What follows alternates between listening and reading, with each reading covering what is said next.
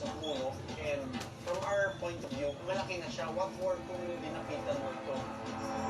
Isa itong pinto tarantula na isa sa 4 na species ng tarantula sa Amazon forest. Sa atin, di ba yung mga tarantula nakatira sa lupa, sa cave, pero ito sa puno nakatira. Sa di kalayuan, may tinuro ang aming guide na si Francisco sa isang puno. May mga akala mo mga amag sa puno.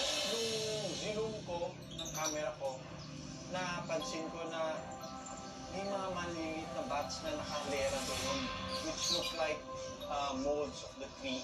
And these are tinatawag ni Francisco na microbats. And ang lilit nila, siguro nasa mga 1 to 2 inches lang ang size nila.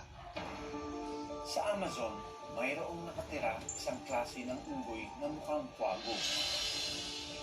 Sila ang mga owl monkeys na tinatawag ring night monkeys dahil mas aktibo sila sa gabi.